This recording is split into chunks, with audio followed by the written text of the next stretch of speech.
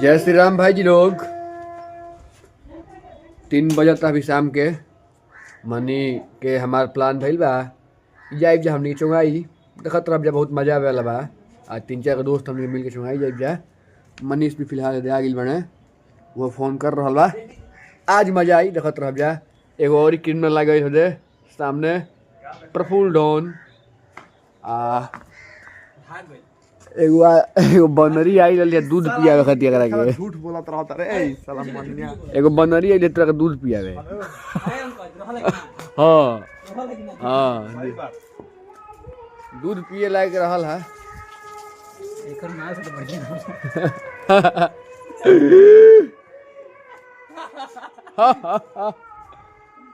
है। सामने बसंत पंचमी के जुलूस निकलल बटे। प्रोटेक्शन में पुलिस लागल बने कुल ही लड़के अपन तलवार फरसा सब ले लेके निकलल बा लोग।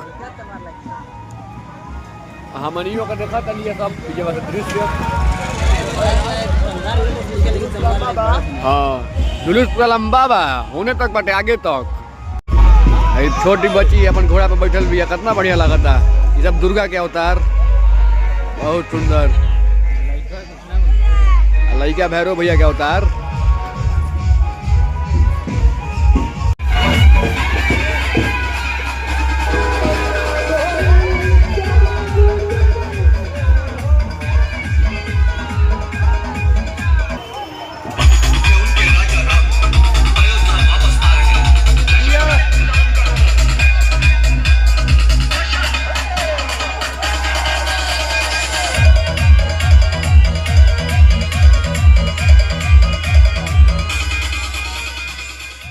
प्रफुल्ल चाह भी रहल बने बर्गर कैसन बा भाई? कैसन बा प्रफुल्ल? अभी एगो में बुझाई था ना भाई। अभी तो कैसन बा मनी? बहुत बढ़िया बढ़िया बनो। अभी दोबारा जब खाएम तब बुझाई भाई। अभी हाँ खैरात पे खैला पैसने लगेला बढ़िया लगेला। खैरात पे खैला बढ़िया बढ़िया लगा। जरा पैसा देवे के होई ओकरा अटकत होई। आ गई भैया ग्रोसरी शॉप में ये ले आई खजूर और भी ड्राई फ्रूट ले आई खाए पिए खातिर। मनी मास्टर भी आ गए बने हमने ड्राई फ्रूट लेवे के बा देखल जाऊ कौन कौन ले आई। एगो डब्बा वाला बा। डब्बा वाला महंगा पड़ला पैकेटवा होत रहे। हां पैकेटवा सस्ता पड़ 150 रुपए का मिल जाता पैकेटवा। देखो झूठ नहीं बोला जाता। झूठ नहीं ना मिलला वो 160 170 के मिला। का किलो? आधा किलो वाला ठीक एथीनिक है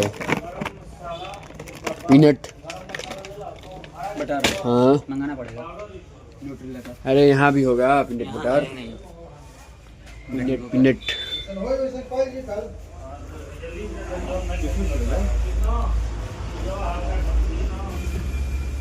इसमें हाइट ले ले जाओ इधर आके। डन हमनी के काला किशमिश लौकल है रे तो प्रफुल्ल कहते ई तो खराब हो गेल बेकर भाई जी। तो गरीब पैसा ना हमने भी नया चीज आई तो वो खराब चीज है। ब्लैक ब्लैक आई तो हमने के कहे सरल भाई सरल बा। किशमिश तो गोल्डन का तारा मालूम रहे जाके पूछो तारा हो जाए। हम तो पूछे नहीं रहे लेकिन ये ना कने खराब हो गई। जाके खुद हाँ ये खुद जाके पूछला सा। हम तो पूछे नहीं कि भैया ये क्या चीज है बस किसमिस है लेकिन ये कहा था कि किसमिस खराब हो गया तोले करिया। एल हम तो पूछबे ना कनी भाई न्यूट्रल नहीं है काहे कि हम देखले बानी खइले नहीं की। आज हम तो करिया देखला ही ना रही। झाड़ू भी ले लेवे के का? दिवाली में छुआड़ा लेबे। छुहाड़ा तो ऐसे ही फालतू लगला हमारा यार। बड़ा ना खाए के लेकिन पिस्ता कितना के बाटे पिस्ता कहां? खाई ले जी का मिक्स वाला ना खा रहा। दो देखियो लेकिन कोनो बात नहीं है। इना ही बोका बनावल चीज है ई तो।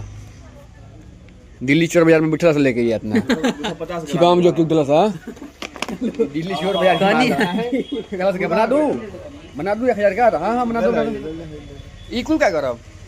चाय में बोर के खाइए। बे चाय हम ना पी पैसा बा कहता ना पैसा नहीं क्या बना गिरी पैसा मास्टर साहब हमारे कर्जा मांगे लगल है अपनी तक बात है जी एक के बार में कर्जा पे आ गिलो हमको गरीब बोल रहा था इस साल खुद उधारी लेके खा रहा है लेकिन खा रहे हैं तो उधारी लेके भैया खाना खिलाते हुए प्रफुल्ल गरीब मनी गरीब साला वीडियो बनाने वाला सबसे गरीब। खा भी नहीं रहा साला सबसे बड़ा गरीब और मैं सबसे बड़ा गरीब हमने की है काम है भाई जी लोग हमने के ब्लॉगिंग कर नहीं जा फिर एनजीओ का लेकर खियावे नहीं जा क्योंकि एनजीओ का लेके आओ सब ह्यूमन के देखा दूसरा खाए में कितना मजा आता है क्या भा यहीं भर बे बोल दा बाबू आया है सरस्वती माता की जय बोला बूची तू बोल दा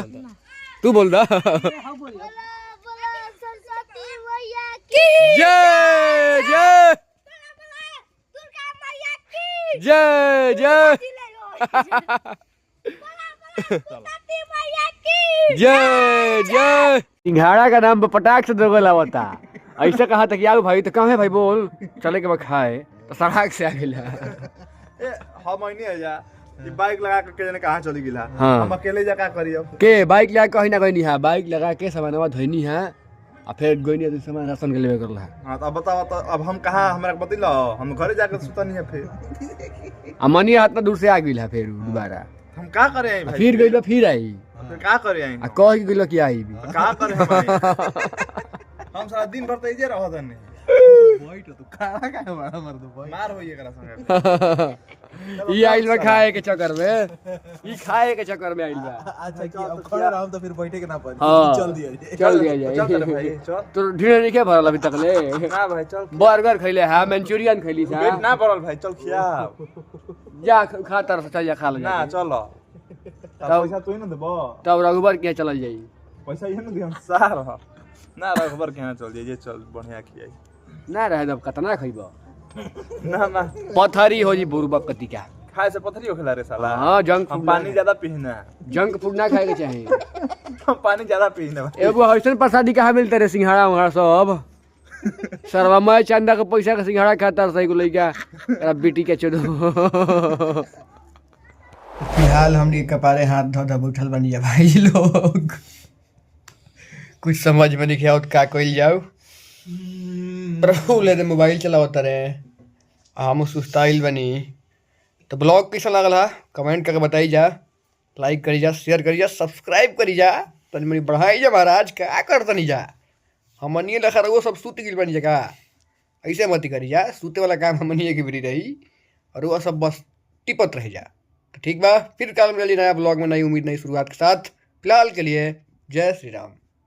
जिया जिया हो बिहार के लाल